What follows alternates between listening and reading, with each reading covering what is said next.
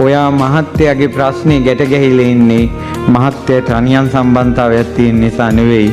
ඔයා හිතන විදිහත් එක්ක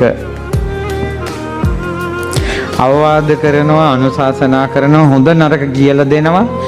මං ගැන හිතන්න බැරි නම් මේ දරුවෝ ගැන හිතලා මූණේ දැලිගා ගන්න නැතුව අනිත් සමාජයේට මේ ළමයිට හොඳට ජීවත් වෙන්න පුළුවන් විදිහට ජීවත් වෙන්න. ඔන්න මම කිව්වා මට ආයෙ කියන්න දෙයක් නැහැ. මගේ යුතුයකම් ටික මං ඉෂ්ට කරනවා කියලා. පඹෙක් හරි මිනිහෙක් විදිහට ඉන්නව නේද කියලා හිත හදාගෙන මේ සංසාරයෙන් මං නිදහස් වෙන්න ඕන කියලා පින් ටිකක් කරගෙන පාඩුවේ ඉන්නවා. අවුලක් නැහැ. උඹ යන තූත්තු කුඩියක ඵලයක්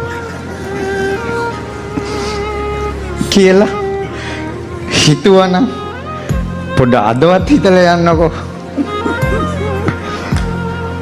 ඔය මිනිස්සු කරක් ගහලා වටේටම ගුටි කාගෙන අවසානයේ ওই පළවෙනි නෝන ළඟටම වැටෙනවා.